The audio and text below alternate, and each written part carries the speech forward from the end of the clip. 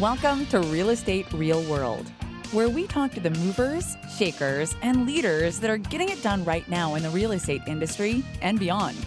Your host is Marguerite Crespillo, and she started this podcast simply to talk to cool people about what's really happening in this crazy roller coaster ride of real estate. Be sure to subscribe on iTunes and stay up to date on the newest stuff by adding yourself to the list at www.realestaterealworld.com. Now your host, Marguerite Crespillo. Hello, everybody. This is Marguerite Crespillo, and welcome to another edition of Real Estate Real World, where we get to talk to all the fabulous people that are out there actually doing the work in the real estate industry. That is really my favorite thing, is to talk to people who are doing the work, because we know there's all kinds of people out there who talk, but I like to see people who are in action. And I've been following our guest today, Jeff Lobb. Is it Lobb? It is. It's Lobb. Good. You know, no, you got a short name. My name is 19 letters, so hardly anyone ever gets it right. I know. But I'm excited to talk to you today. I've been following you for a bit on social media and seen you in several of the similar circles that we seem to run in. And I've been wanting to hear you speak. I have not had that opportunity yet, so I said, well, what the heck, I'll get him on my show instead until I can get into a place where you're out speaking, because I've heard you're very dynamic. Thank you. I appreciate that. We try. You have to have some energy in today's world. So no kidding, right? It's like anything. Have some of that cracked coffee. Absolutely. You know, everyone jokes with me because, you know, we say Lobb runs on Dunkin' instead of, you know, the whole thing with my straw. And it's just kind of fuel and my legal vice, if you will. Yeah, we all have them, don't we? So let me read a little bit about your bio. You've got such a long one because you have such a huge history, but I really want to hear a little bit more about you. So Jeff Lobb is the founder and CEO of SparkTank Media, a growth strategy company that focuses on real estate, technology, sales, and marketing in the real estate, mortgage, and title industry. Yep. Jeff Lobb is an international speaker. International, fancy. Well, yeah, a little bit. Innovator and consultant, has been a realtor for 26 years. You got me beat by a couple years. He has more than 10 years experience in the internet technology and sales management fields, both with Fortune 500 companies and startup ventures. Jeff's sales data and wireless experience has held management and executive level positions with companies such as IDT, Level 3, W2W, Bell Atlantic, and Verizon Wireless. He's a sales and marketing specialist from the perspective a little tongue-tied today. Perspective of a realtor. Over 26 years of real estate. He's been a top producing agent, run real estate brokerages, and has developed training and coaching products to serve the real estate industry.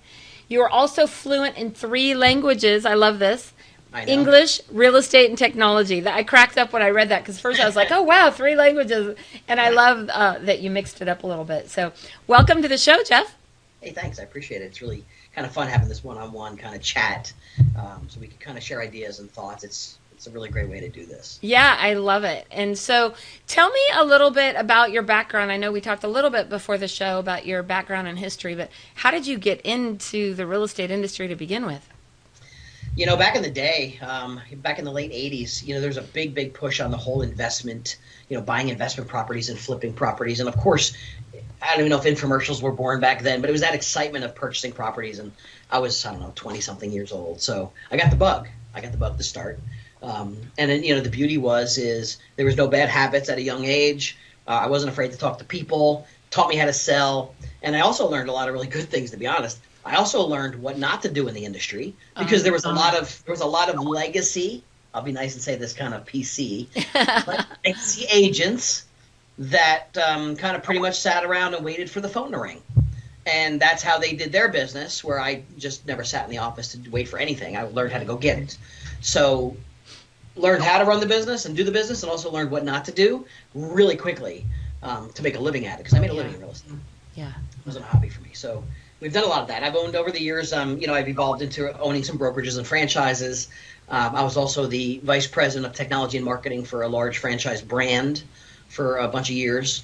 And then I started on my own in SparkTank Media, really for the reason of being able to go out and help all brands, all people that truly want to make a difference in their careers. I'm tired of fighting people to go do and take action. I'm tired of fighting those who need to be pulled out of the mud. Unless they have the genuine interest of saying, I really want to improve my sales skills, my marketing, like I really want to do this, I'll work with you. I'm not going to chase the ones who just want status quo anymore. It's just not going to happen. You know, I love that you say that, because this morning I was just thinking, I pulled up the word opportunity knocks, right? I wanted to kind of see what came up as far as images.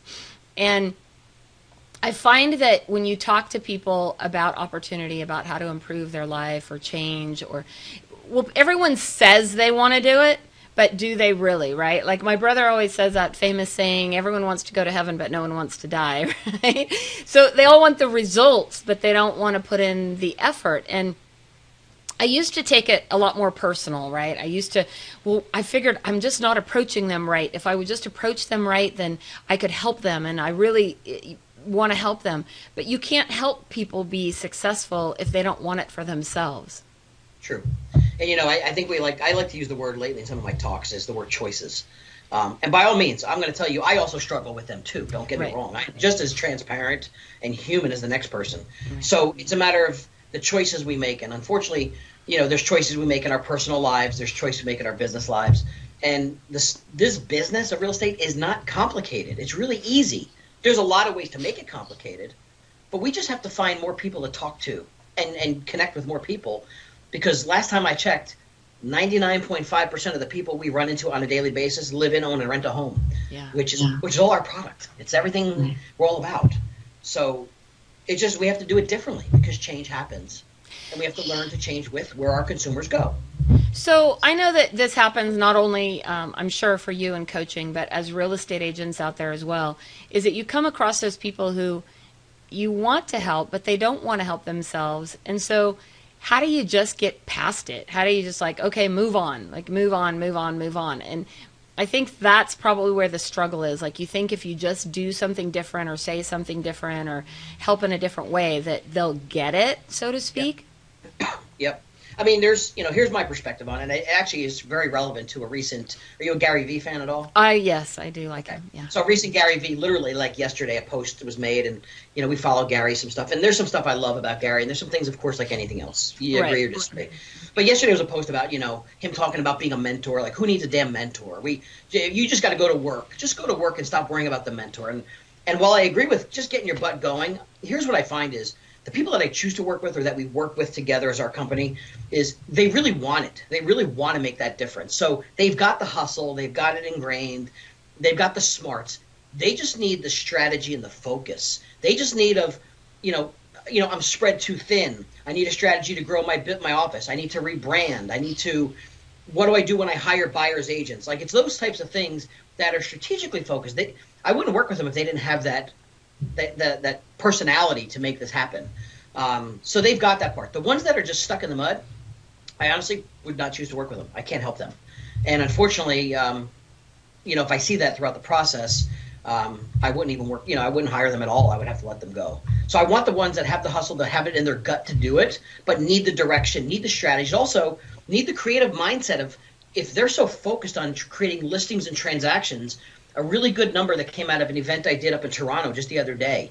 And this was absolutely stuck with me. It was my takeaway as I learn something every day from every presentation I sit in is you need to be doing 80% of what you do best every day. 80% of your day should be spent what you do best. The other 20% might be the minutia. But too many people start focusing on, I've got to do everything. 10%, I got to be the admin, I got to be the lead gen, I got to be the leadership, and unfortunately it gets scattered. That's where the value comes of a team, where the value comes of how do I scale this thing, is I need good people so they could focus on what their skill set is. Their 80% of the day is focused on doing my marketing really well, so I don't have to do that. I could be the rainmaker. And that's where I got stuck years ago is I was trying to do everything myself. And unfortunately, I was the rainmaker, except I couldn't make more deals because I didn't have enough time in a day.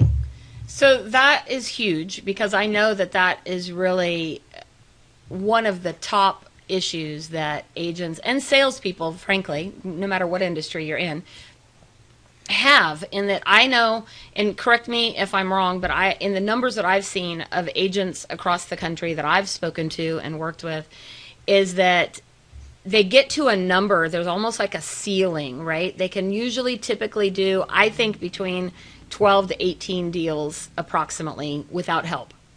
Right. And then one of two things happens. Either they get help and they break through, yep, or they don't get help and they bounce back. There's just like no in between. If they don't figure out that they've got to get help, they've got to figure out their strengths. And I even look at my own history back when I started in real estate back many moons ago. I literally hired an assistant within my first 6 months of real estate, and people thought I was crazy. They're like, how are you going to do that? It's like, I don't know. I'm going to have to figure it out, because I, A, don't want to do this all by myself. Right. B, I can't do it all by myself. And at that time, I had 3 young kids, and, I was married and trying to have a life, and I'm like, I cannot do it.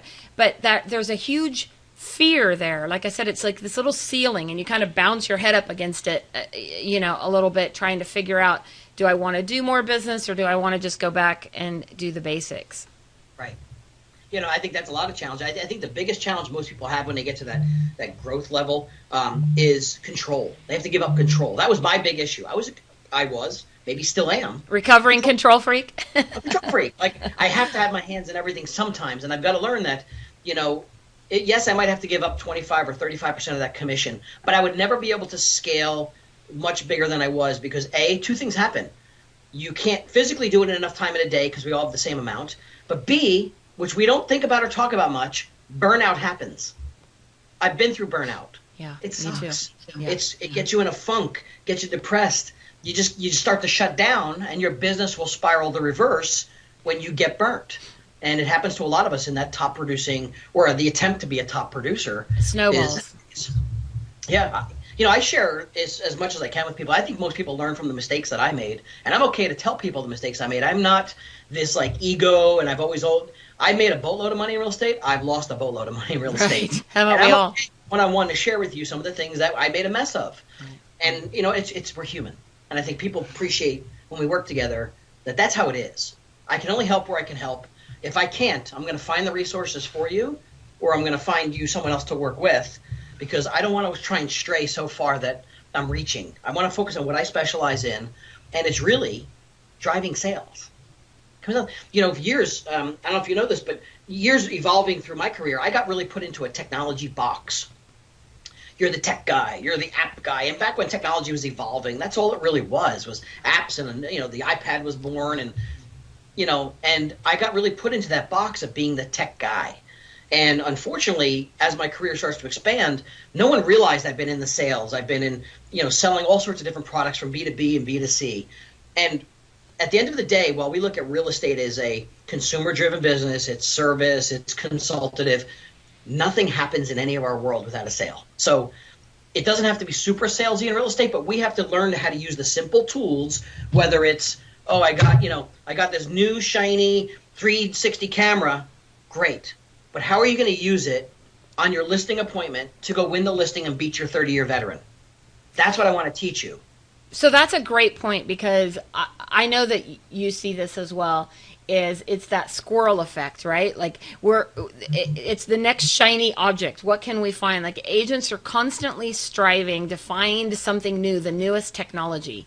Right. And I want to say, okay, that's great, but let me tell you what has worked for me. A simple letter I send every month to my database for 20 years, right?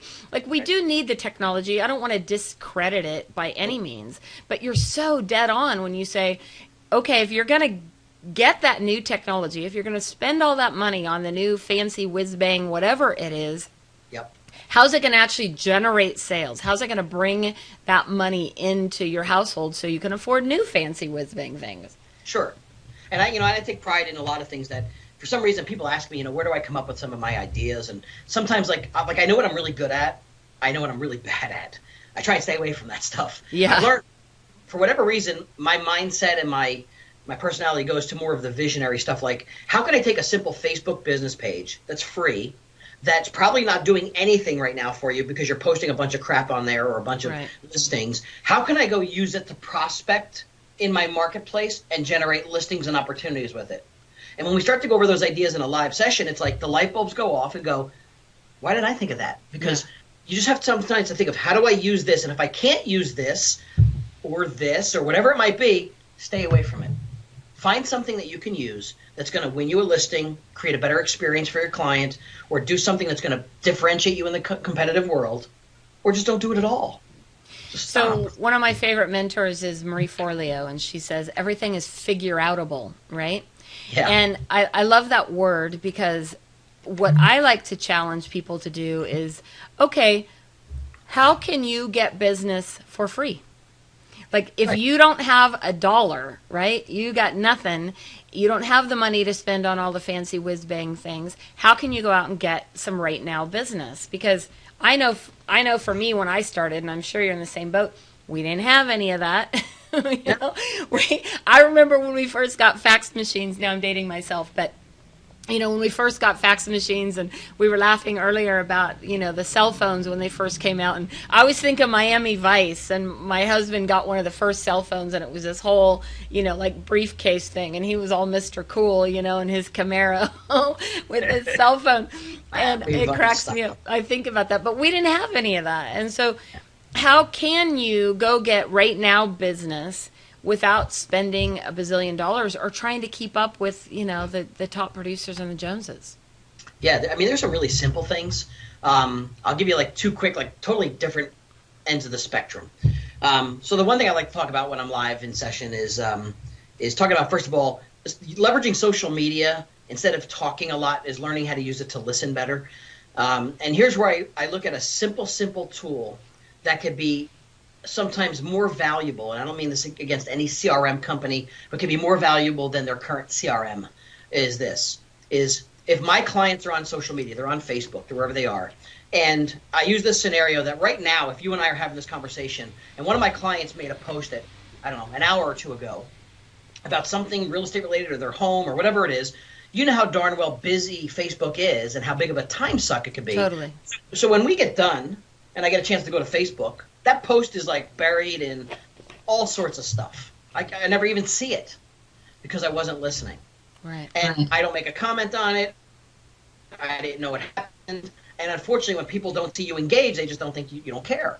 So by creating simple little Facebook lists, a list that's called past clients, and every one of my past clients that happens to be on Facebook, even if it's 30% of them, and I put them in that list, when I get 10 minutes to go sit and have a cup of coffee or in between something, I go to my list and I just look at what they're saying. It filters them out into a space where I can go to that past client list, comment and like of everything they're talking about, their kids, their daughters graduating, who's off to college, whatever the stuff they're doing in their life that I normally would miss in the stream. I now can not only pay attention, but it's going to show that I care about what they're doing. And if we don't put them and isolate them somewhere, we'll never, ever see what they're talking about. That relationship, when I run into somebody 7 months later, 8 months later on the street or at Target or wherever I might be, I pretty much know up to date what they've been doing and how was your vacation? And, oh, my God, I saw you guys went to Aruba. Like, the conversation's still there.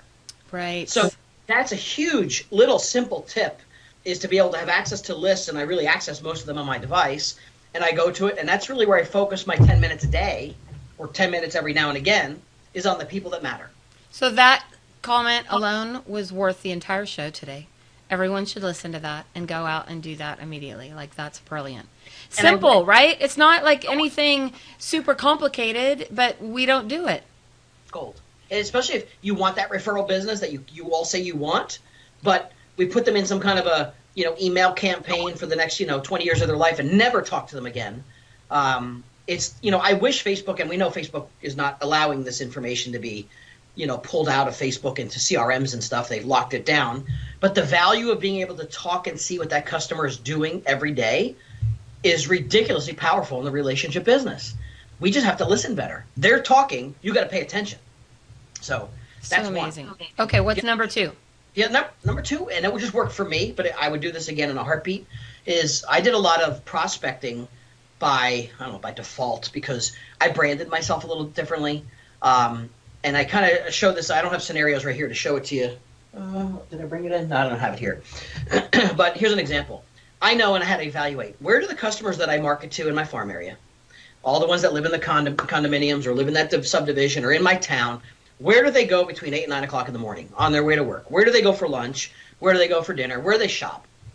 So you and I know this, that just about any time someone finds out you're in real estate, you know the same 2 or 3 questions that pop out of their mouth. Right. I literally just dropped a car off at an auto body store this morning, and he knows my wife's in the business. And more than 2 seconds later, he remembers my wife's in the business. Oh, how's the market going?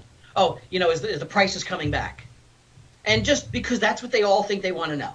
Exactly. And they think I have I have the magic answer somehow in my crystal ball. I'm right? Snapchatting you, by the way. Right. Thank you. So it's okay. So here's what I would do. If I know people want to talk about it, the problem is we have too many secret agents out there right now. Exactly. By secret agents, I'm not telling, you wear your name badge, that's cool and all. But I always talk and teach people that you got to step outside that box. And if you and I were walking past each other right now, like if I was walking past you vertically, I might see your name badge for a second. I just, we catch it and I might see your name or the brand.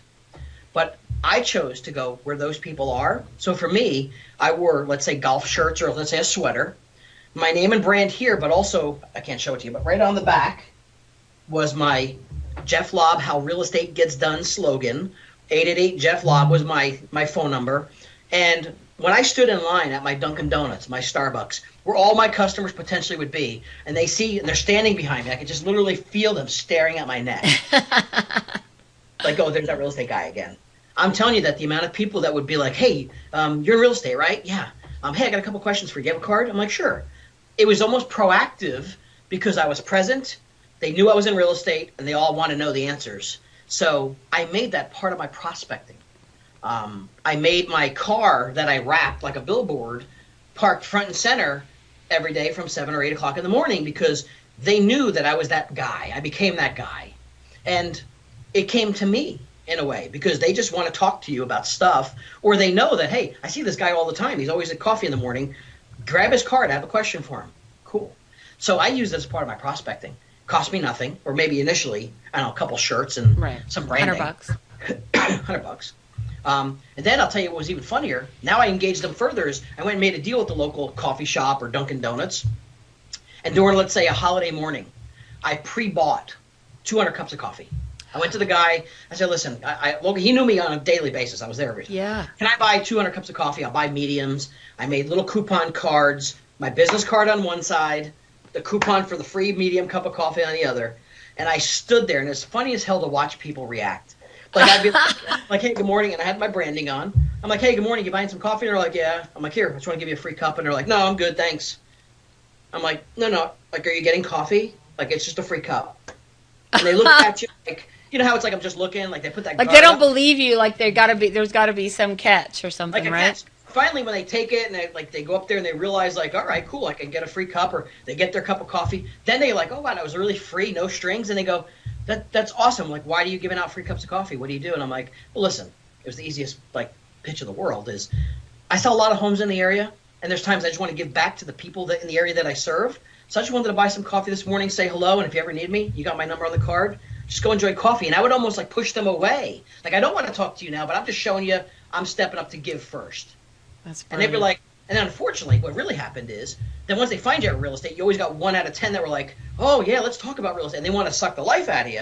I get my coffee, and I'm like, listen, let's set an appointment. I'll come by the house. Yeah. Like, I got to give out my coffee. I got to, So little things like that might cost a couple $100 go so far. And I think it's so brilliant because I personally think that one of the biggest challenges that happens with salespeople is they don't want to leave their house. Like you got to get up, dress up, and show up, right? And even if that means standing in line at your local coffee place and handing out free coffees, like that's not going to cost you anywhere near what it would cost you to advertise on Zillow or Realtor.com. But it takes a little bit of action. Like you have to get up and go do it. And that's a huge component. I think one of the biggest holdbacks They're all trying to figure out how to get people to just come to them. Well, if we could all figure that out, right? We'd all be on an island in Tahiti somewhere sipping Mai Tais. That's right. I would love that. But unfortunately, that's not the business. That's where most agents fail. And it's really simple. Is you just have to find ways to talk to more, I like to call them streams of people. You got to find that stream. And I identify a stream of people by saying it's a different group of people that are in a category separate from somewhere else. And I do this talk called 7 Streams of People, is simply this. Like, let's say I belong to like a BNI group in the morning, like one of those networking. All right, so there's 30 people, 40 people, businesses that maybe or maybe not I get a referral source from. Of course, a good stream, think about Mother Nature. You know, Yes. A roaring river is much better than a little stale pond. So I picture this. If I'm getting referrals on a daily basis or monthly basis, it's a good stream. Now, what's another stream? People that are different than this group. So I went and find another group. Maybe I'm coaching football for my kids. Okay, now I don't go coach for leads, but I'm coaching. The parents of that group are a different stream of people than my BNI group. Exactly. And then I go find a stream. Maybe it's a hobby I have, and I go participate in this on Tuesday nights. That's a different group of people. Maybe it's the PTA. All of those groups of people that get to know me as a person, that like and trust me first, Yes. will then potentially feel comfortable to maybe give me business. And if I don't get in front of that many people, like anything else, we have cash flow issues. I sold 2 deals, and then holy crap, I got nothing in the hopper because I stopped prospecting. I prayed for those 2 deals to close for 3 months. Right. They did. Now what? Right. Now you're out of business again. You're out of business again. You're unemployed every morning. So I needed more referral stream sources of people, and I had to literally go find them. And I learned that if I had at least 7 good streams, like solid referral sources, my business didn't have as deep of a cash flow issue. It balanced, more steady, and potentially grew. So most people don't have enough solid streams of people. They might have streams. Like some people go, oh, I got my sphere. Oh, good. Well, have you gotten a lead or a referral in the past 3 or 4 weeks from them or no? Well, have you even stayed in contact with them? Right. Don't assume they're going to give you business. Oh, right. Don't assume. My own brother didn't buy his house from me. I'm not happy about it. But it's true. So is he still your brother? Yes. He is. Luckily, he is. There's reasons behind it, but we all have reasons. We all have stories. Yeah. Well, and you have to not take it personal, right? Like people think it's, personal attack. It's kind of hard when it's your brother. Well, but I did take it personally, to be honest. yeah. Are you kidding me? It was a nice home, too. You're like, dang, you're going to have to take me on a vacation just for that. I laid the guilt on. You got your nephews and your cousins here, and my kids, and you're hurting them. Well, and so that's actually an interesting story because I hear that unfortunately more often than not, right? Like somebody buys a relative or a family friend or, and what I've found, and I know it's not your situation in your case, but the bottom line is that we don't treat our family and friends like clients. Like we don't give them the same courtesy, the same respect, the same professionalism, frankly, in many situations with our family and friends. We treat them like, well, you should know what I do for a living. So, you should know you should just trust me. And nobody wants to do that. Like I always say, if you hit the lotto tomorrow and you got $10 million and then the next day you had to go place it with a financial advisor, would you give it to somebody who just got their real estate license, or would you give it to a family or a friend? Most people wouldn't because they don't really they love you, but they don't necessarily have the confidence in you because of either how you treat them, how you show up professionally. Maybe it even has to do with your beliefs, your, political, whatever they are. That's right. And that's, a big topic right now, which we're not going to talk about politics. But the reality is that kind of stuff can hurt your business and how you treat them when you're not doing business with them. It's very true. It's very true. It's a big problem. So we can't make those assumptions. Simple as that. No.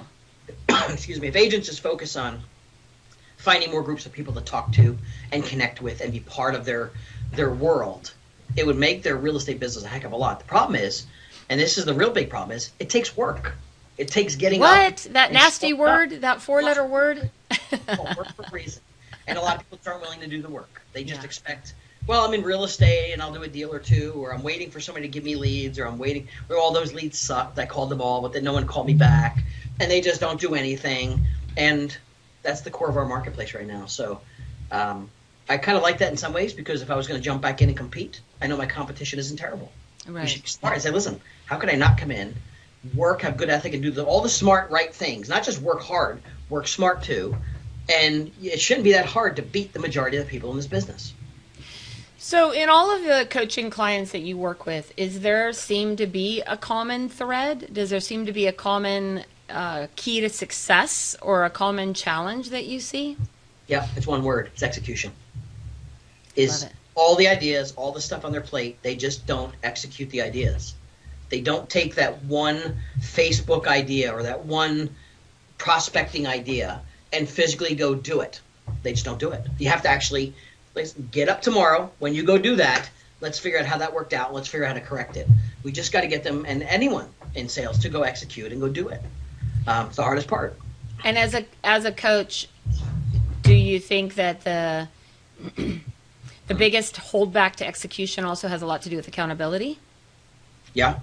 Yeah, I mean, people don't like to be held accountable. I mean, no one wants to be, people feel like I don't want to be micromanaged, or I don't want people to know my deal. But at the end of the day, whether it's for personal reasons or business reasons, sometimes you're just stuck. And it's just part of life. It's not anything you have to be embarrassed about or you need help. There's things I need help with in my personal and business life too. I need to continue to raise my bar and keep pushing my business and my company. It doesn't stop no matter who you are. I don't care what person's on a stage. There is nobody that has a perfect world. We all need help in some area of our life, or we're not spending 80% of our time doing what we do best. We're trying to do more of it, which makes us very unfocused. So that's the common theme I find, is just the lack of execution, because it's so easy to get dragged into 1,000 things, from the media to social media to the news to who walked in my office just now and I'm talking for an hour and I'm derailed. And here's a neat tip that I just started to do myself because I found my own self slipping. Here's a good example. So when I'm booking stuff in my calendar, which is mostly on my phone, so I look at my day, and when I know I have an 11 o'clock call with you or a 12 o'clock appointment with them, like I'm ready, I'm prepared, boom, here we go. Well, from 1 o'clock to 2 o'clock, if I have nothing in the calendar, like it's just I have no appointments right there, what do we do? And I'm like, I got some time. Now, that time should be like, well, let me follow up with the 3 things I need to follow up with. Let me call those 2 people back real quick. Where do I end up sometimes, like anybody else? I end up on social media a little bit. I end up gossiping somewhere. I had to make a phone call to a family.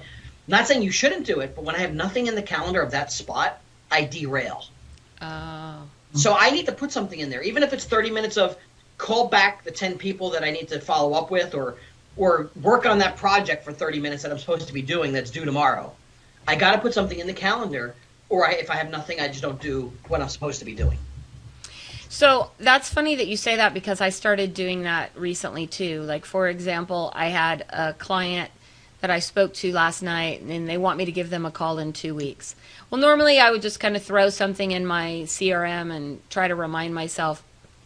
And I started actually going in and making myself an appointment to call that specific person on this day 2 weeks from now, so that I don't forget, because we all have busy lives. And you're right. Yep. If I don't have anything on my calendar, I go, oh, free day. It's pajama day.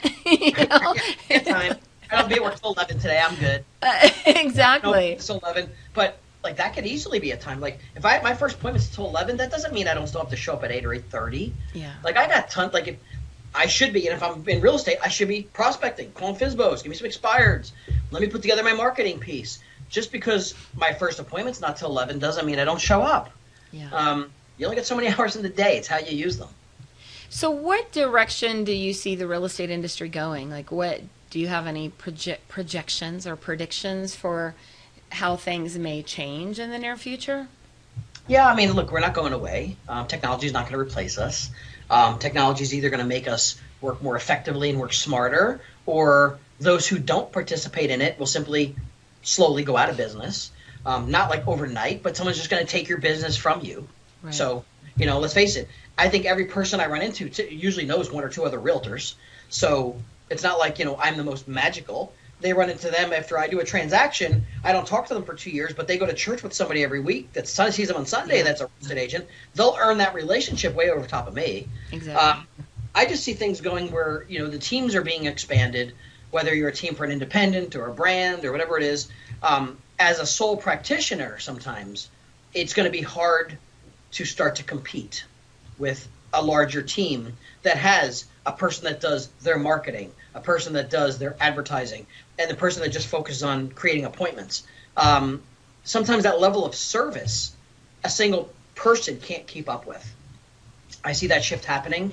If I was going to compete with you and you're trying to juggle 3 other listing appointments and return all your feedback calls and your showings for the weekend, but I have a person that does all my showings and my appointments, and I've got a person that's going to create the marketing before I even walk in my client's door, and I give it to them up front, and you're scrambling to do all that, it tends to fall to the wayside and you lose business. So I see that shift of running it like a doctor's office. Which takes us back a little bit to what we talked about in the beginning, is that ceiling, right? That getting that help. It's, look, you've got to get someone to help you, whether that's a part-time person or, full-time person. You've got to, like, I have 3 full-time people on my team, not including agents, buyer's agents, and I don't know how I can't do it without them. Like, every time I get a little stressed out and I think, oh, maybe I'll cut back. Like, no, which part do I want to do? It's funny you were talking about focusing on your strengths, because years ago I did the DISC test, right? Personality test. Right. And the one that I did showed what your natural strength is and what your adapted strength is. And years ago when I did it, it was clear that I was trying to be something that I wasn't. I was trying to adapt, right? It showed my adaptive style. And then I did it a couple of years ago, and it was funny how it changed how my natural, like, I'm 100% in my natural style now. Like, I don't even do things that are not in my natural style. I make that attempt. But it took some time to learn that and to adjust. What's your personality? What is it? What are you? Do you remember? A DI, yeah. Me too, I'm a DI. Yeah, like a 99D, shocking. And what's funny, though, like I said, when I looked at my report from 15 years ago, my D was more like in the 60 to 70 range on the natural, and the adapted was, a little different. And now when I do it, it's like, it's off the charts, right? 99D, yeah.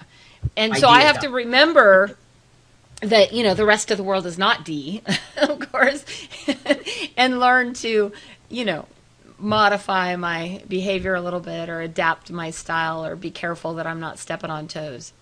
Yeah, but I'll tell you, every good DI needs a really good C or an S in their world, because totally. I turn in my listing paperwork and it's a hot mess. Like, I can go get 3 listings on a day, but I fill out the boxes and, like, holy crap.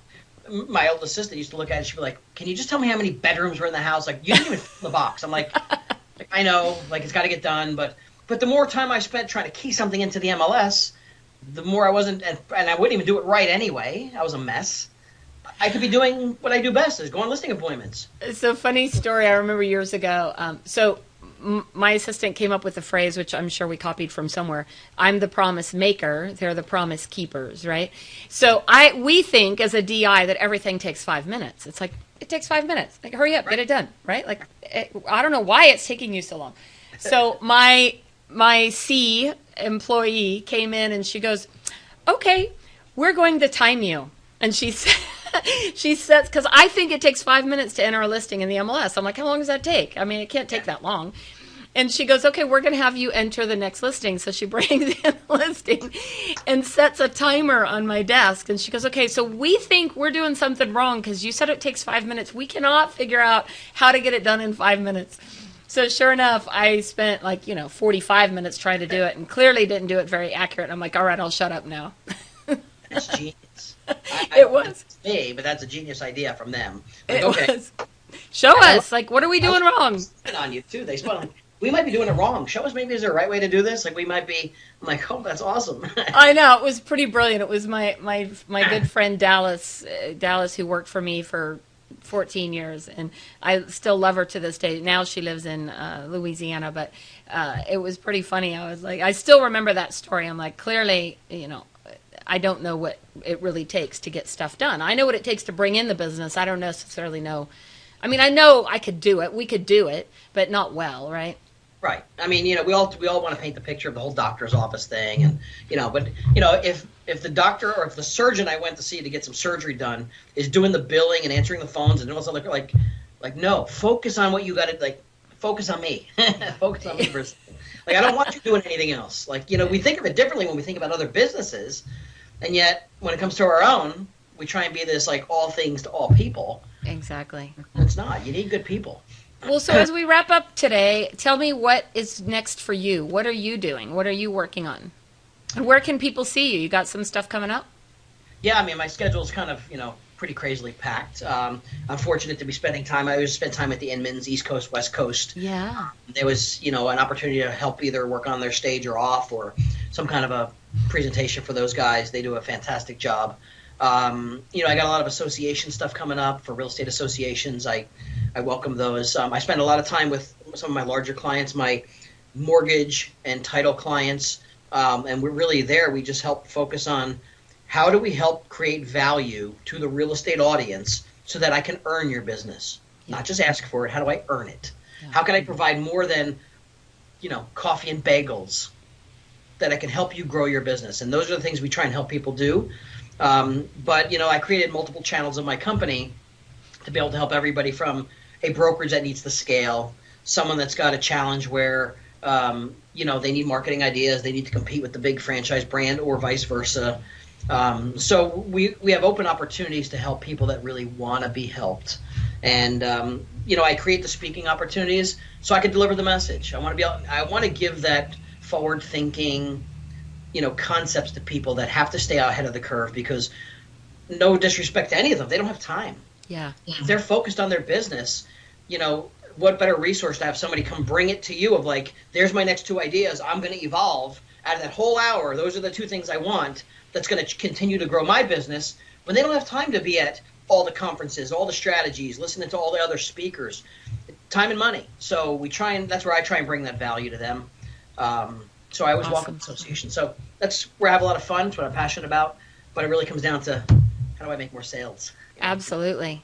Well, I love Inman. Of course, they just reached out to me to put my podcast on the Inman site. So I'm really excited about that.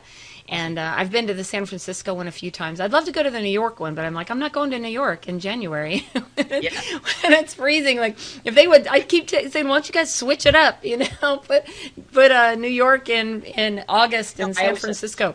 The flip-flop them. Or just skip 1 year and put it in like the Caribbean somewhere. And even better. But there is one thing I am working on, which is kind of a neat idea. I've kind of pre-announced it. It's formalizing as we speak. I'm trying to get some venues booked down quick. Is from attending the many conferences I attend, no one has a perfect speaking, style.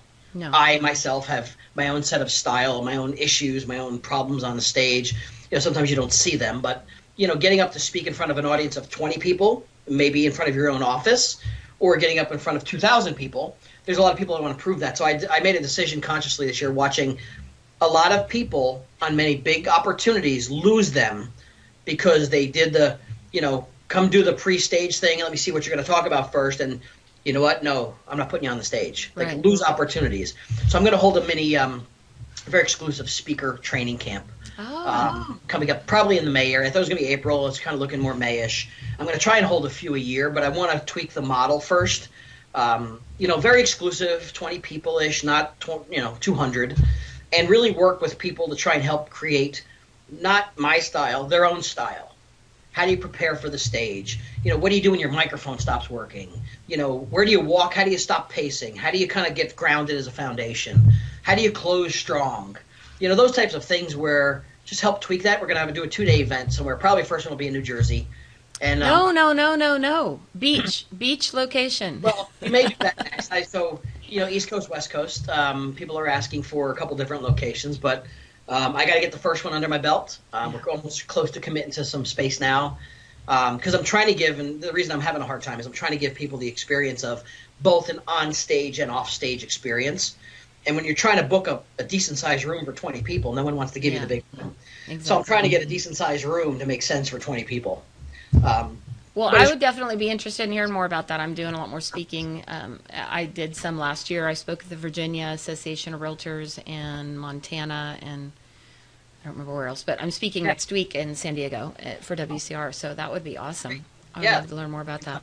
Yeah, so those are things I want to work on as projects for me.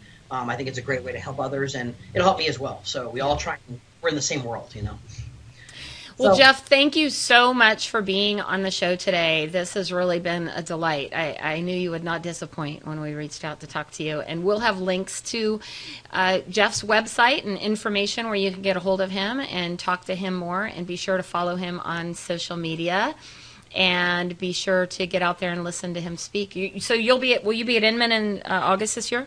Oh, yeah. I'll go out to Inman St. I don't know if I'll be speaking, but if the opportunity is there, I take it. If not, I participate in the event anyway. It's huge. It's ridiculous value. It's so awesome. I'll be there for sure. I only live a couple hours from there, so it's close and convenient to me. So sure we connect. Absolutely. Well, thank you again for being on the show today, and thank you for all of those who are downloading and listening to Real Estate Real World. We really appreciate your subscriptions to the show, and of course we love reviews, so be sure to pop on over and give us a great review, and be sure to share this with your social media, Facebook, Twitter, all those fun things. We Snapchatted during the show, so I'll be posting that. But thank you again, Jeff, for being on the show today, and I look forward to working with you more in the future. Thank you. We appreciate it. Thank you. Awesome. Thank you for joining us today on Real Estate Real World, where we talk with masters and leaders in real estate and beyond on how we can raise the bar in our industry. Please subscribe over on iTunes. And while you're there, be sure to give us a review. Your reviews encourage us and help others find our podcast. For show notes and hot topics on what's going on right now in our real estate industry, hop on over to www.realestaterealworld.com and add your name to our email. Thanks again for listening. And go out there, be a part of the elite masterclass in raising